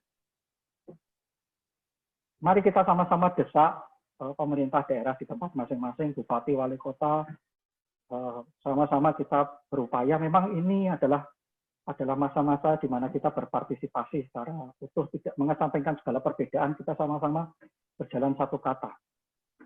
Daerah yang lebih dulu kompak itu yang akan recovery duluan.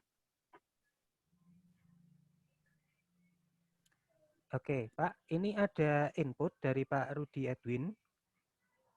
Sepertinya kita sebagai pihak perhotelan juga harus memiliki SOP terkait tentang pengendalian pandemi sejak penerimaan tamu sampai dengan pasca kepulangan tamu, Pak. Saya rasa teman-teman sudah ada yang menerbitkan itu, Pak. Bahkan kemarin ada salah satu teman di Jawa Tengah, tapi saya kurang tahu persis siapa, yang menawarkan SOP dalam untuk menangani atau operasi di dalam masa pandemi terkait dengan COVID-19 ini. Jadi kalau Bapak menginginkan SOP terkait dengan itu, nanti saya bisa berikan kontaknya beliau, nanti Bapak bisa berhubungan langsung dengan.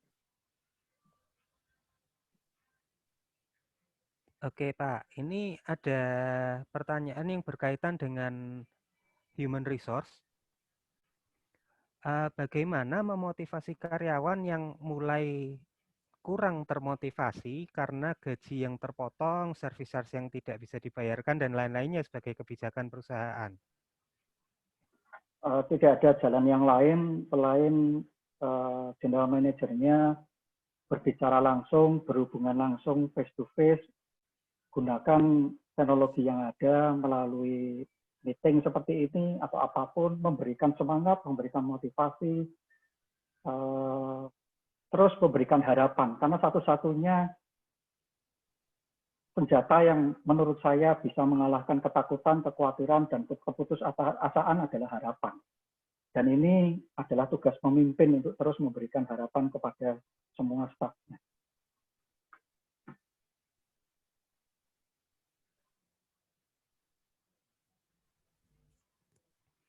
Ya, ini ada input juga dari Pak Chandra untuk semuanya berkaitan dengan pertanyaan terakhir tadi.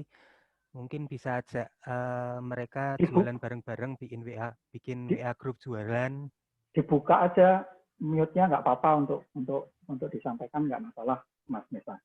Kalau memang ada input, saya pengen itu disampaikan dari yang bersangkutan langsung, nggak apa-apa, biar semuanya dengar. Oke, ini ada pertanyaan lagi, Pak. Ada 2 pertanyaan lagi. Yang pertama, peran asosiasi-asosiasi ini gimana? Supaya nggak jalan sendiri-sendiri, kapan bisa duduk bareng seperti yang dikatakan untuk berkolaborasi. Dan program prakerja sendiri, ini sebagaimana jauh impact-nya, Pak?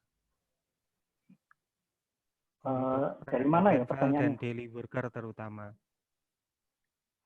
Yang impact untuk prakerja ini dari IRDAM T2 Hospitality, Pak. Ya. Untuk yang peran asosiasi ini dari Mas Artin Bayu. Oke. Kalau untuk tentang prakerja, sekali lagi saya tidak mau terjebak kepada politik praktis yang ada, karena itu adalah sebuah kebijakan pemerintah. Mengenai efeknya dan dampaknya bagaimana, terus terang saya tidak bisa mengukur itu. Jadi nanti kita sama-sama saksikan saja.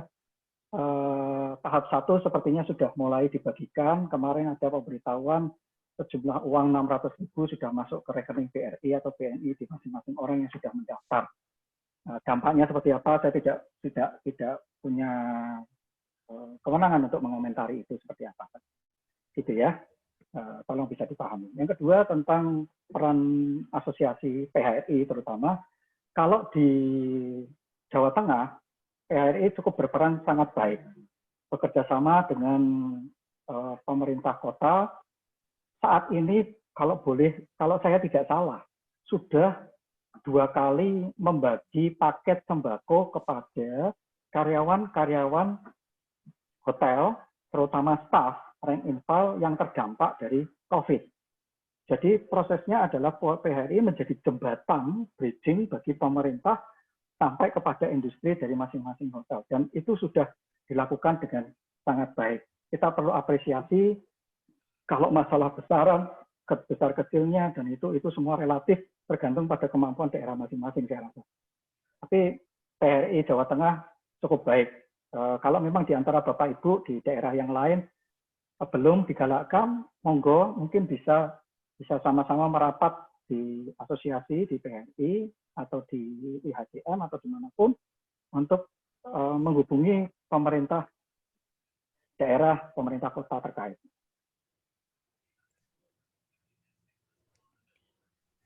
Oke, Pak Adi, ini ada satu lagi dari Pak Hari, Sain Hotel Kendal.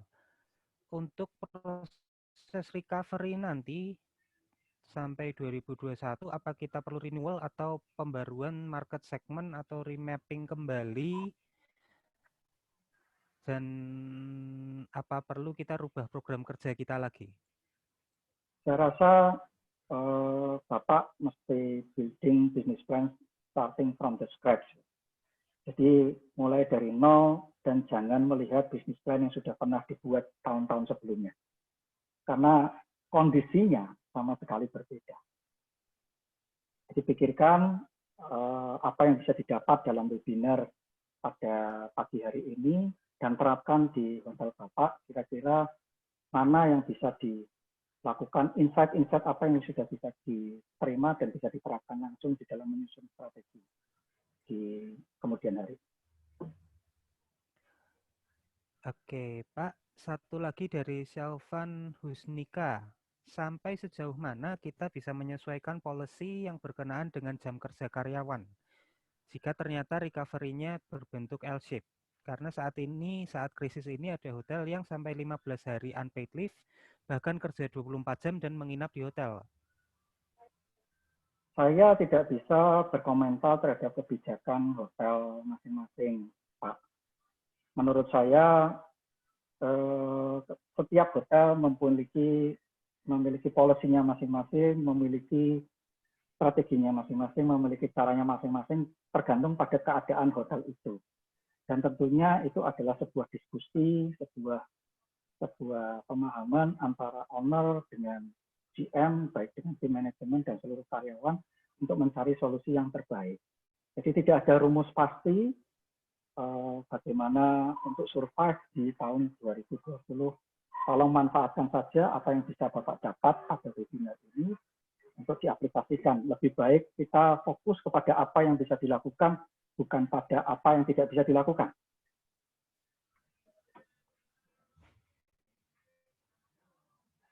Ada satu lagi Pak dari kawan lama kita Pak Aziz, berkenaan dengan legal formal atau perizinan tetek bengek, apa harapan Pak Adi? Apakah berharap kebijakan juga dari pemerintah Pak? Tentunya iya, karena yang namanya sebuah kebijakan ini akan berdampak secara nasional, secara global. Kebijakan-kebijakan yang mendukung industri pariwisata tentunya sangat berguna saat ini. Retribusi tentunya sangat berguna saat ini kalau itu bisa semakin dipadatkan dan bukan semakin memberatkan. Jangan sampai malah justru bertambah sertifikasi demi sertifikasi yang terus mengeluarkan uang bagi operasional perusahaan. Ya harapan kita semuanya sama, keinginan kita pasti semua sama. Kebijakan yang mendukung industri pariwisata. Oke, ini ada Pak Agus Sururi yang raise Pak Adi. Ya, monggo Pak Agus. Bisa langsung. Monggo Pak Agus, ini teman saya juga. Oke, selamat siang Pak Adi. Terima kasih sudah diizinkan join. Ya, selamat siang. Untuk yang tadi Bapak paparkan memang sangat membantu sekali kita membaca landscape permasalahan pandemi kita ini yang tentunya semua sudah merasakan betapa perihnya dan betapa mungkin tercover ya Pak ya sebagian ya, mungkin bukan cuma terpapar, tetapi kita betul harus membangun optimisme dan harapan. Saya sangat setuju sekali, kata kuncinya adalah membangun harapan, pasti di ujung kegelapan ini akan terbit suatu pelita ataupun terang. Kita harus yakin itu. Bismillah, saya kira kita semua akan ke sana. Yang ingin saya sampaikan, karena sudah dijawab sama beberapa pertanyaan tadi, sungguh suatu niat baik dan suatu modeling yang sangat bagus untuk keluar dari krisis dengan konsep COVID. Di situ sudah cukup mewakili beberapa hal yang kita bisa lakukan. Jadi bukan apa yang seharusnya kita lakukan, tapi yang bisa kita lakukan, operation, venture, kemudian juga sampai development. Mungkin saya mewakili komunitas HR, karena saya dari Jakarta, tetapi saat ini kita harus dari rumah ya, jadi sangat tentu kalau cuma sehari 2 hari tidak apa-apa. Kalau lama memang betul tidak tidak mudah memang seperti itu. Tetapi adalah kenyataan. Kasusnya adalah pada beberapa yang kita tidak bisa lakukan, seperti misalnya beberapa hotel memang memiliki union, memiliki kesulitan di dalam komunikasi dengan karyawan karena hotel-hotel lama, kemudian juga tingkat komunikasi yang kurang bagus. Mungkin kita semua di sini perlu mengidentifikasi sumber-sumber daya apa yang kita bisa lakukan supaya kita bisa mengkapitalisasi hal-hal yang kita punya, supaya pada saat bulan-bulan ini kita sudah bisa melakukan COVID tadi. Utamanya adalah cooperation, collaboration, kemudian juga operation kita bisa sedikit banyak tertolong dengan bisa memberdayakan apapun yang kita punya. Termasuk yang kita punya karyawan, kita develop. Karena kalau kita develop, pada saat nanti sudah krisisnya berakhir, kita sudah kehilangan juga talent-talent, kita juga tidak bisa membuat mereka bekerja yang berbeda. Business is not usual, kita sudah berbeda. Jadi saya cuma sedikit komentar untuk SDM, betul saat ini semangat harus dibangun, pembelajaran yang sifatnya daring harus digalakkan, yang kedua juga SOP-SOP sudah harus dirubah, Pak, kondisinya sudah tidak sama lagi. Saya yakin Jawa Tengah bisa menjadi motor untuk setidaknya kolaborasi pemerintah. Saya lihat bagus sekali, karena di Jakarta mungkin agak berbeda kasusnya. Di Semarang ini pembagian oleh wali kota dan gubernur menurut saya sangat terbuka, sangat demokratis, itu sangat baik dicontoh oleh daerah lain. Saya kira saya hanya ingin memberikan semangat dan kita sama-sama Ibu, sama-sama untuk bersama-sama bangkit dari keterpurukan COVID dan segera kita bangkit lagi di tahun akhir tahun ini, moga-moga bisa segera kembali normal lagi. Demikian Pak Adi dan teman-teman Bapak sekalian. Terima kasih. Terima kasih Pak Agus. Ya, terima kasih Pak Agus. Bapak-bapak, Ibu-ibu, sambil kita melanjutkan tanya jawab, saya akan sebarkan polling untuk tolong diisi hanya sekedar survei pertanyaan, ada 4 pertanyaan saja. Monggo, ada lagi, Mas, yang... Oke, untuk saat ini belum ada lagi, Pak. Oh. Adanya adalah sebentar, Pak, ada.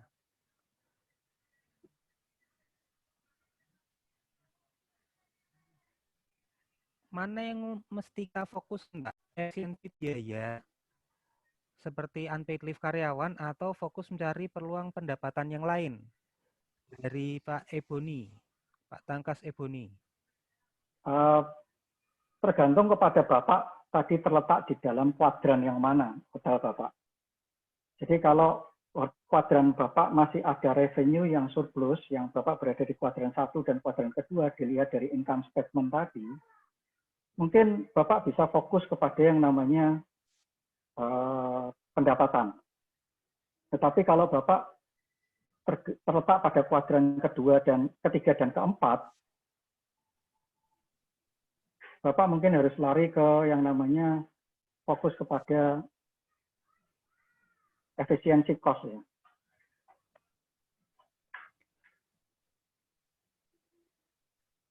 Oke. Satu lagi dari Pak Hernadi. Untuk seperti di daerah industri yang mengharapkan revenue dari tamu luar untuk visit ke daerahnya dengan kondisi saat ini hampir 0%, bahkan zero sementara. Kalau kita market lokal hanya sekian persen, pengaruh price atau kita mesti mengimbangi dengan harga bahan baku atau bahan pokok begitu mahal, strateginya gimana, Pak? Saya rasa kalau memang kita tidak bisa lagi mengandalkan inbound market, memang Bapak Ibu harus switching kepada domestic market. Tentunya pada waktu switching domestic market, average daily rate kita juga akan menyesuaikan. Kita nggak bisa lagi jual dengan US dollar ataupun dengan harga yang tinggi. Kita masih konversi itu kepada bahan-bahan yang lokal juga untuk bisa menghemat, sehingga bottom line-nya kita bisa masih dapat operating profit yang positif. Itu adalah strategi yang menurut saya bisa dilakukan di tahun 2020 sementara ini, Pak.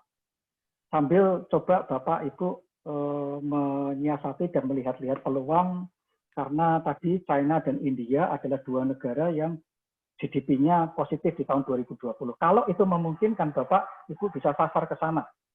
Tentunya kan sudah ada previous guest dari sana.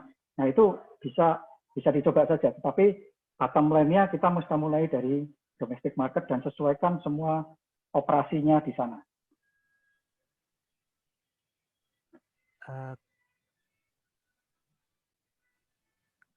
Oke, Pak Danang, ini ada pertanyaan pada masa recovery hotel bintang berapa yang akan lebih dominan? Kalau tadi Pak Adi membahaskan akan lebih ke ekonomi dan mid scale ya Pak? Iya. Begitu Pak Danang? Ya. Lalu ini dari... Jadi kalau apa namanya yang ini sebetulnya berdasarkan pada apa yang terjadi di China ya. Jadi yang terjadi di mainland China yang sudah recovery itu trennya adalah seperti ini. Trennya adalah pada masa Februari tanggal 1 sampai dengan April, artinya ada 4 bulan ini recovery duluan itu dipimpin oleh mid-scale dan ekonomi hotel. Nah, kalau di Indonesia terjadi seperti ini ya mungkin juga tidak, saya nggak tahu. Tapi saya meyakini secara pribadi bahwa ini yang akan terjadi.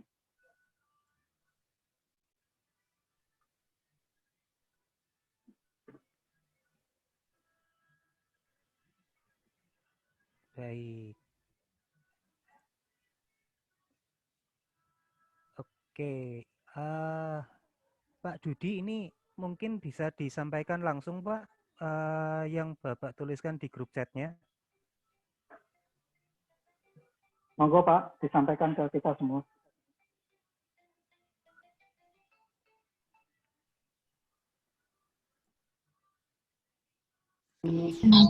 Sinyalnya hilang itu. Enggak suaranya ya?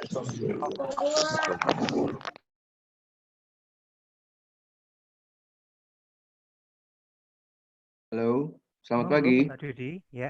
Ya, selamat pagi. Assalamualaikum. Waalaikumsalam Pak.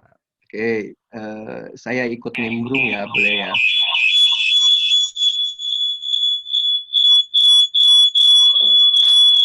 Halo. Halo ya. Ya, monggo Pak. Oke, saya kebetulan ada di sekretariat BPP PHRI. Salam kenal, salam hormat buat semuanya yang ada di acara ini. Acaranya luar biasa nih, selalu untuk memberi pencerahan kepada kita semua pelaku industri. Ada beberapa hal yang boleh saya sharing. Yang pertama, seperti yang tertulis di chat saya tadi.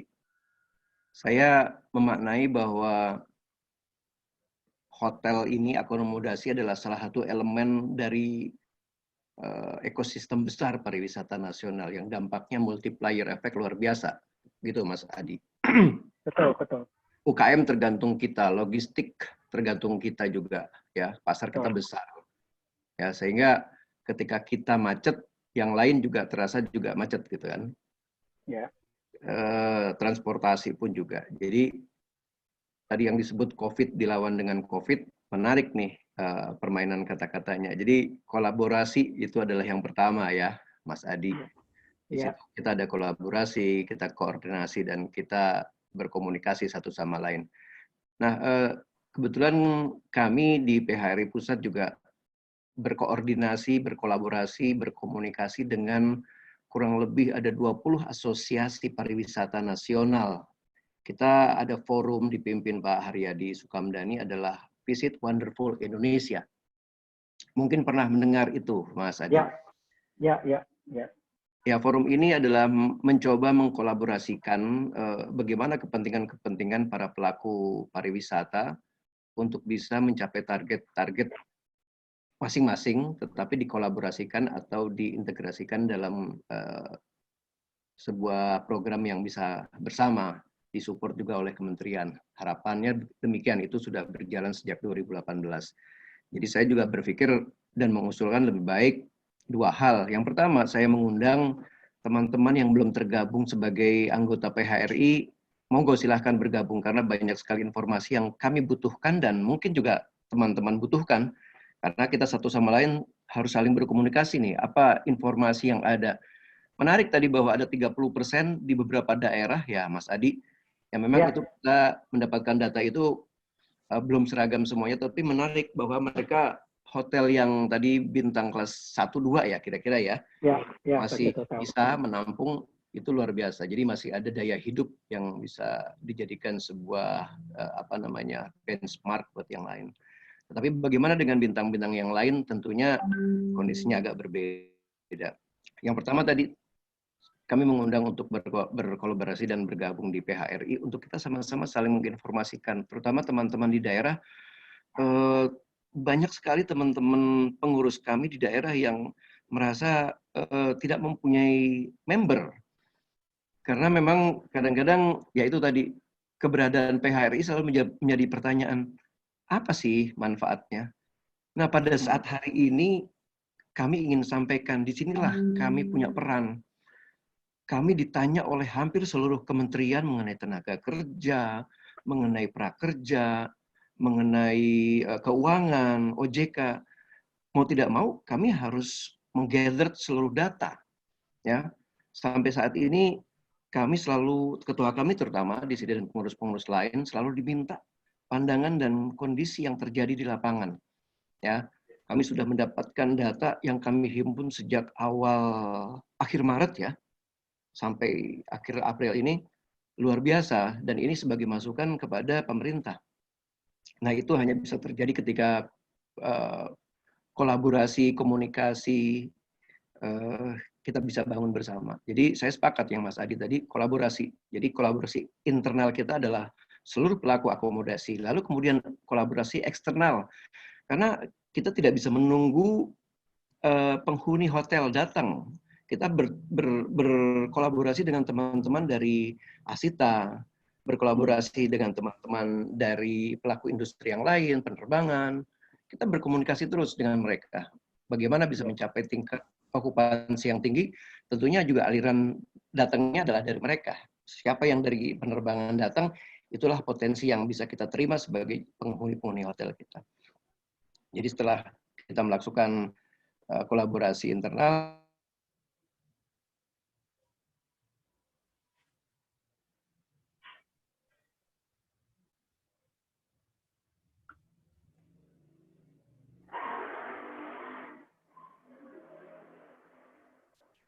ya, sepertinya Pak Dudi koneksinya agak putus-putus.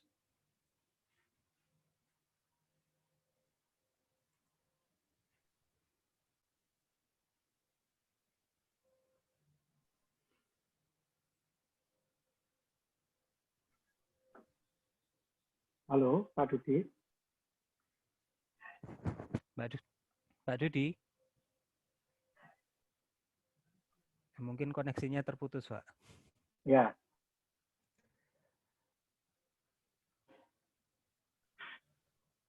Dan kalau ada yang lain, pollingnya saya tutup, teman-teman. Terima kasih yang sudah memberikan pendapatnya. Pak Adi, ini saya mendapatkan beberapa pesan baik di grup chat maupun di Japri yang menanyakan apakah materi ini bisa di-share, Pak? Materi ini nanti akan saya share di YouTube. Jadi silakan nanti bisa diunduh dari sana, nggak apa-apa kok. Ya. Oke, berarti nanti recording dari webinar ini dan materinya akan di-share lewat YouTube ya, Pak? Ya. Ya. Oke. Kalau misalnya ada di antara Bapak Ibu yang ingin berdiskusi dengan saya lebih lanjut, mungkin bisa menghubungi saya ini adalah alamat-alamat sosial media saya. silakan menghubungi saya kalau ingin berdiskusi lebih lanjut, karena ada beberapa hal yang memang tidak bisa kita diskusikan di sini dan tidak bisa saya jawab secara spesifik, karena semuanya itu tergantung kepada hotel, keadaan hotel Bapak Ibu masing-masing. Tentunya tidak bisa digeneralisasi. Kalau tidak ada pertanyaan lagi, mungkin kita akhiri, Mas Nisa. Sebentar, Pak. Oke, ini hanya ada input dari Pak Diki yang sangat berharap recovery perhotelan segera terwujud, karena dari LPK Perhotelan ISP Solo juga keberlangsungan proses pelatihannya berharap agar segera mengalir kembali, terutama untuk OJT. Lalu juga dari Pak Anton Susanto di General Chat juga yang menyampaikan bahwa untuk sekedar sharing, menurut Pak Anton, hotel harus punya manajemen risiko yang lebih baik. Ya, setuju. Yang perlu sesuai dengan ISO standar. Begitu, Pak. Sepertinya ya, sudah itu bagus. saja. Ya. Yang lain juga mulai pamit. Kita juga bisa pamit aja, Pak. Ya, terima kasih Bapak Ibu semua untuk kesempatannya, untuk waktunya. Wah, sayang ya terputus tadi. Oh ya, terima kasih Bapak. Maaf tadi terputus mungkin sinyalnya. Ya. Ya, oh Pak Dudi sudah kembali. Ya. Semoga bisa dilanjutkan di chat saja, saya sudah sampaikan di chat. Ya. Semangat semuanya ya. Monggo Bapak, terima kasih Pak Dudi. Ya, semangat semuanya. Salam hotelier.